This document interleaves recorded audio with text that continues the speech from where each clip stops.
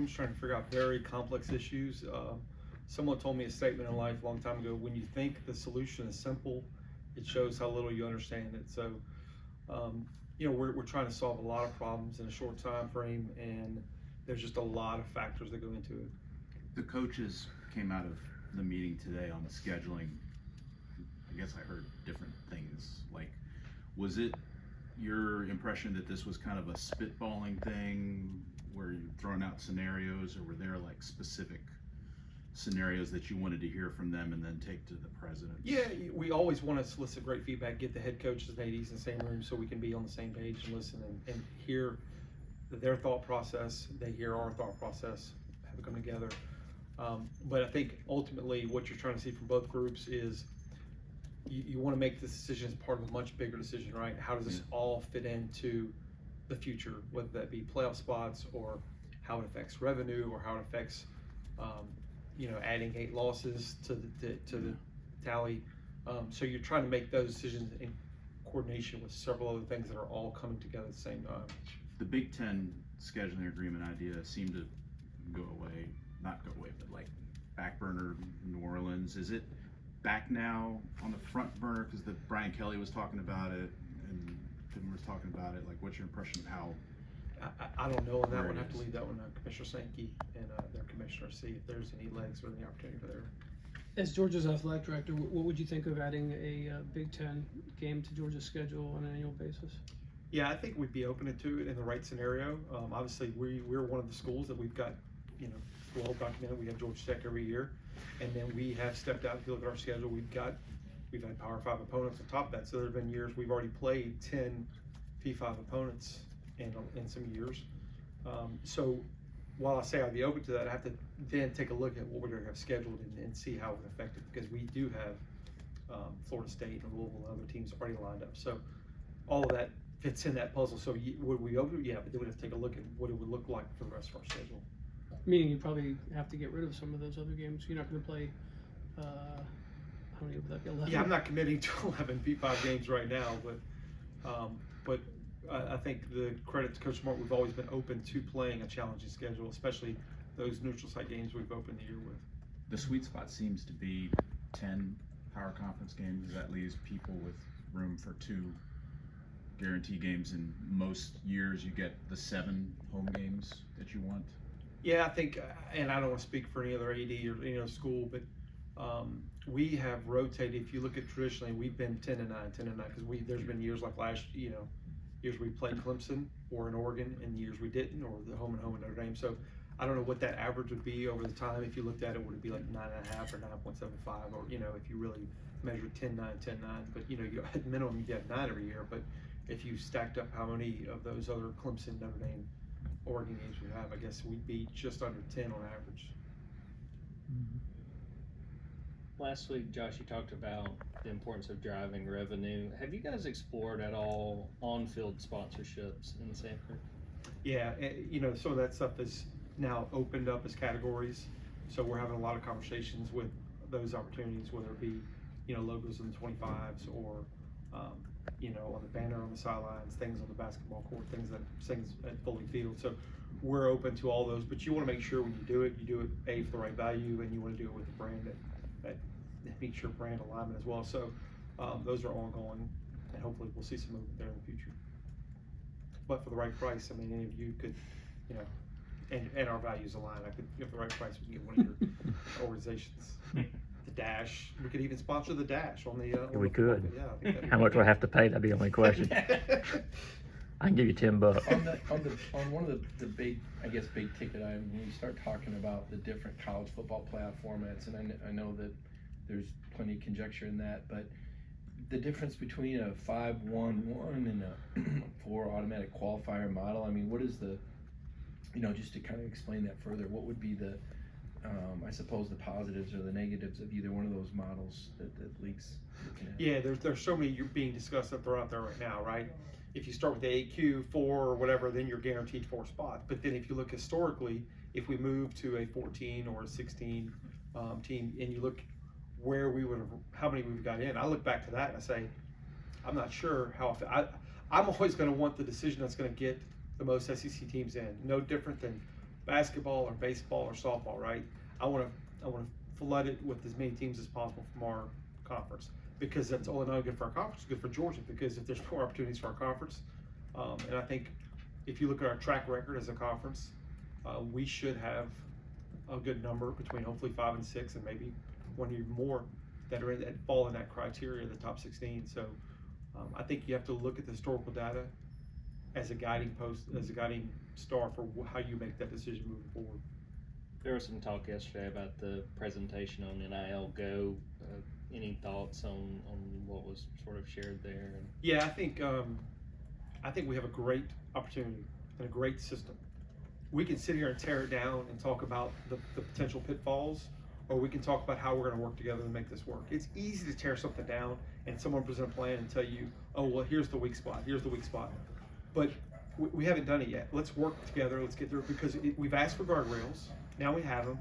So instead of us saying, well, here's how I'm going to attack the guardrails, let's try to work together and work within these guardrails to make it better. And in that process, we may all have to lose a battle here and there on what we think is better for us to win the war ultimately on what's better for the game and what's better for college athletics, by following and staying in line, and then agreeing and as a conference, us all agreeing that we're going to abide by the terms of the settlement. Those are things that got to bind us together. It's not about us being so individualistic that we're looking at what's best for our institution, because we can do that all day, but we've got to agree as a conference that we're going to work together to abide by the settlement and do what's better for the game and what's better for college athletics long term. Do you feel like there was progress made as far as the entire conference following that I think so, yeah. And I think there's always been alignment there from day one. Some things get taken out of hand, but I think there's always been alignment within our conference that we want to stick together. We want to abide by, in terms of the settlement, if and hopefully when it gets through. What are the thoughts in the AD room about the transfer portal and when it's set up right now? Curry was pretty adamant yesterday about wanting just a one period in January. Where does it kind of sit in the AD's room right now? Yeah, I'll just speak from my behalf, because I don't have a full straw poll. I mean, I would think and feel the majority would want one as well. I'm with Kirby, and Kirby and I are aligned on this vision of one portal window. We support the early January portal window, January 2nd to 12th. That was something that I went with Kirby to the AFCA meetings in Charlotte early in this year, and we met with head coaches. We debated it out. We got to a consensus, and everyone agreed. And I think that's the model I think makes the most sense. And I'm sure there's going to be debate. And look, trying to get 130 schools to agree on anything is difficult, but I do think there was a great recommendation that came from that AFCA meeting earlier this year that said this is the best move for college athletics, understanding that there is no perfect solution. We can't let perfection be the enemy of progress, right? We know this is better for the game, and I think that's where, as my work on D1 Council, full oversight, practice places, I'm going to work to help push that. Now, some of these things are going to be handled by the implementation committee, but everything that I'm a part of, I'm certainly going to push for what I think is best for the game moving forward. Josh, where are you now with how many of your teams are going to be participating in revenue sharing?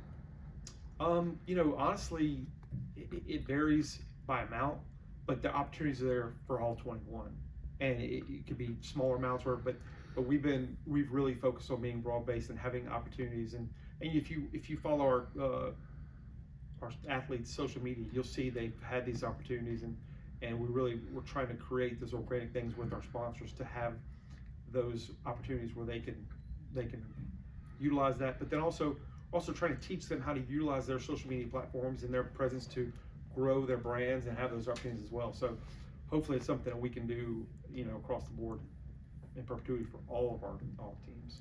Another big ticket item I wanted to ask you about was the concept of a playing game, and Commissioner, or playing games, plural, for the playoffs, and Commissioner Sankey said last night that the football coaches expressed an interest in protecting the SEC championship game. I guess I'd ask you your thoughts on that, and just that concept, of which I suppose would go hand in hand with an automatic qualifier model.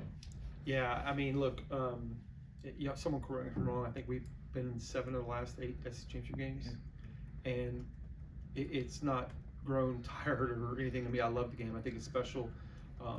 Go in that locker room after we beat Texas last year and tell me that game's not really special. And we celebrate that SEC championship still to this day of capping off our season. Of course, the season didn't end the way we wanted to, but in here you can win SEC championship that's a pretty special year. So that's always been a special week, special weekend, special game. Obviously, the nation agrees. It was the viewership it had. Two great brands, and you're going to see the top two teams from the SEC battle out every year. I still think the game is special, and I love being a part of that game. You were on the field storming committee a couple years ago that came up with the ratchet up rules, and I lost track of how many fines had to be issued last year. And I kept track of ours. 0 for Georgia. That's right. yeah, because you and Kirby did the thing, but was it after the Florida game to prevent? He takes a lot of credit for that. But when Wasn't it he came leaving? down to when it came down to the clock at 0, notice where he was standing and where I was standing. I just want to So did the students come on the court after Florida had left? yeah. So And so there's zero so fine for that. there was a modification Yeah. midstream last year where we said, look, we understand the intent. We know the students want to come on the court. If we can work together to give a cooling off period, I believe it was 90 seconds. Yeah. Start the clock, let the teams clear, make sure the teams are cleared, then the students can come on the court. So thankfully, we had already been through it a couple times where students were telling them they couldn't rush the court, Yeah. and we sent the athletes in the stands. That we had a great working relationship. So when I went into the stands, I said, guys, you're going to get to go on the court. Just hang with me.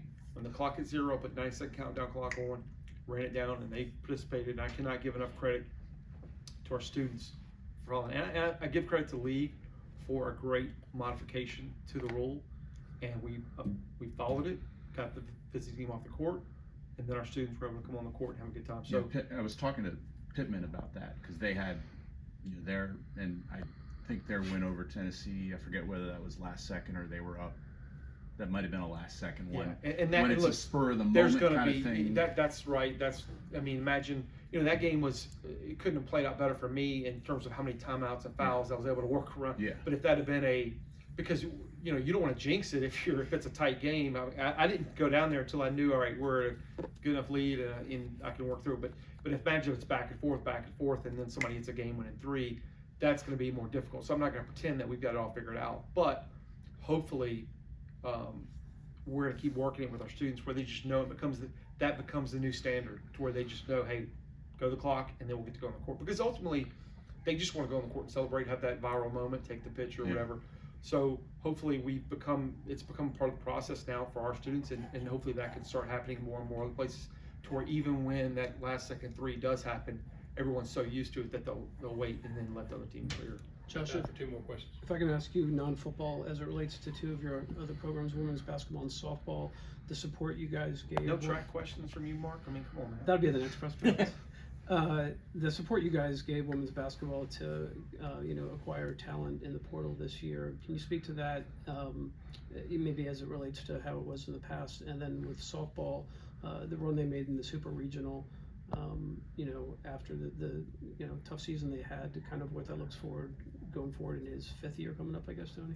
Yeah, so as we projected through with the new projected revenue share model, we had more opportunities to, as it's being funded from the school, to create opportunities to pay our women's basketball roster, which was hard to create NIL before. So that opportunity came there, so we were able to go recruit a great portal class. So I think now Abe and her staff are in a great position with the talent level from what we had returning. We had 2 freshman all-conference players returning, a great high school signing class, and then a great portal class. I feel really good about their program.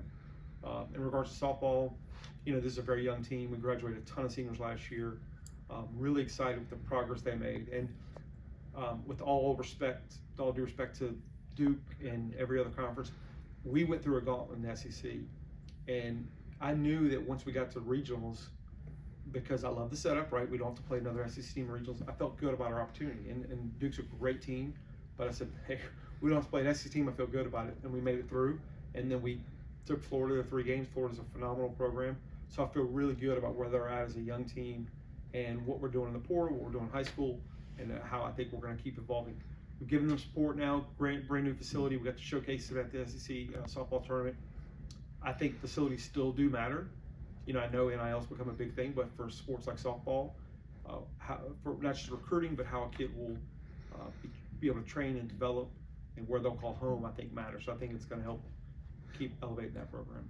What are some other facility, I don't know if you want to call it issues or not, but facility deals you would like to address here in the next couple of years to improve? Yeah, honestly, I'm glad we got so much done the last 4 or 5 years, because it's gonna slow down as we evolve and money starts shifting more to NIL. You will see the facilities slow down, and naturally, just because we got a lot knocked off the list, right? We've got the track finishing in December, January, and then we'll shift over to the old track becoming practice fields, parking, and all that. And in the future, there's always gonna be little things here and there. One of the focuses for me is always the student athlete experience, right? So I want to go locker room, make sure that we've got a couple more areas we need to get touched up.